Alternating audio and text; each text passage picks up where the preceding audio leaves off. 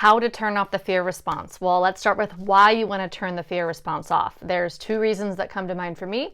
Number one is to ease discomfort, to feel comfortable in our skin. And then number two, to come to conscious choice, because when we're in the fear response, we don't have access to conscious choice. It's like our emotional part of our brain is taken over the prefrontal cortex. And so we want to be in the conscious seat of control of our life and feel comfortable in our skin if possible. Now let's briefly look at what is the fear response. So we have the sympathetic nervous system and the parasympathetic nervous system. I always say think S for stress, sympathetic, and P for peace, rest and digest, the parasympathetic.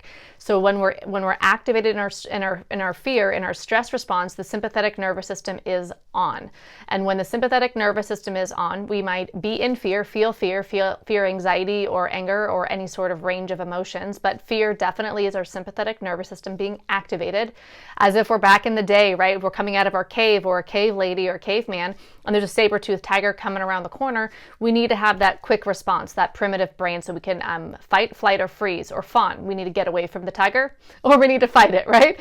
And so what's happening in our sympathetic nervous system is we are being flooded with those stress chemicals, and that's what we feel. We literally feel them, and that's what we call fear.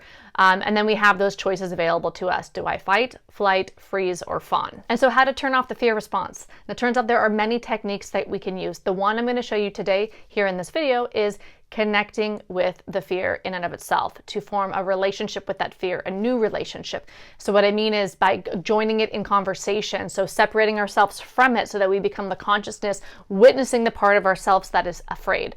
How I literally do this, and what my invitation to you is to close your eyes. So if I notice that like I'm really scared about something, or a lot of fear is coming up, or terror, especially if I'm alone, right? Or if I can take a minute to be alone, I close my eyes, and this is my invitation to you to close your eyes. I like to put my hand on my heart, and I take a couple of breaths. Let's take 2 breaths right now together. Inhale. Exhale. Inhale. And exhale. And then with my eyes closed, I imagine that part of myself that's afraid, almost as if it's personified in front of me, and I'm having a conversation with that part of me that's afraid. And I ask it, what do you need? What do you want me to know? How old are you? Is there anything else you want to tell me? And then for me, I'll say thank you for letting me know. And I'll take a deep inhale. And as we exhale, we open our eyes. So instead of being ruled by the fear response, dominated by it, quite literally in that fight, flight, freeze, fawn mode, where we don't have access to conscious choice, I'll go in there and create that separation from the part of me that's afraid, from the fear. I'll let my consciousness witness it, relate to it in a new way, be there for it. And what I have found that's worked for me and my students over the years, over the decade that I've been teaching this stuff, right, is that when we do that, when we take a step back, almost like our consciousness is meeting that part of us, there's a shift in our brain. We actually know from brain scans, MRI and PET scans, that we actually create new neural pathways when we do this. So it sets our brain up anyways to heal, resolve old trauma, and to rewire itself to be less afraid and to break through our comfort zone, which is really, really cool, right? And so when I go in there, what I find usually for me in my own personal experience is all I need in that moment that I feel fear or terror, is I just need my own consciousness. I need a moment of my own attention. I usually don't have a need underneath the need of giving myself attention in that moment.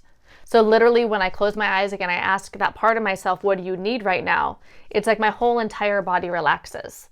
And all I really needed in that moment was to relax and to see myself.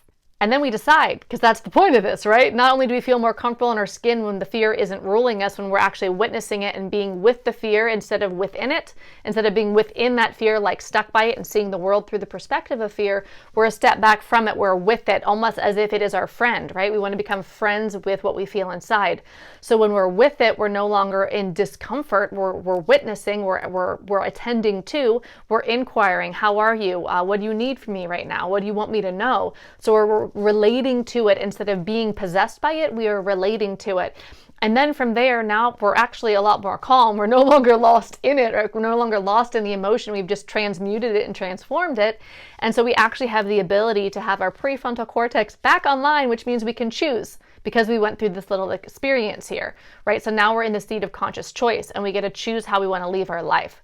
So when we're ruled by fear and we want to be able to break through fear or turn fear off, this is to me the most effective, fastest, and beautiful, and the way that actually resolves it. So we can actually break through this stuff. We can break through what we've been afraid of and start to create that new life, one experience like this at a time. Not only is doing work like this, I consider it quite courageous. Like, you're very courageous if you do this, if you meet your fear head on, right? But it's also really tender and loving to be able to be there for ourselves in a way that maybe nobody else even ever has, right? Like, I truly believe that it's our present day love and attention that when we go in and meet those parts of ourselves that are activated or triggered in the moment or that are full of fear, that we can actually heal the past, resolve it in that moment. Like, our current love heals the love we didn't get before that's being activated in that fear response. Also, it might actually be that when you go in and check in with yourself, that it's not just that you only need your attention in that moment. Maybe you actually realize that whatever it is that you're feeling the fear around or the terror around, what you find out from having that inquiry with yourself, that part of yourself that's scared, is that there's a boundary to be placed, that you're actually not okay with something, that this is a hard no, that you're afraid, but actually that's the wisdom inside you that is actually keeping you safe from something, and you want to actually communicate that no or place a boundary in your external life. So there could be real information there where your nervous system is letting you know, actually, this isn't what I want. Actually, this isn't right for me, right? So is it an opportunity to be courageous and move through, or is it an opportunity for a boundary? It's a beautiful thing to find out. So I would love to hear from you in the comments how this experience worked for you of resolving your fear, meeting your fear head on in the moment, and creating a life of freedom. I'll see you in the next video.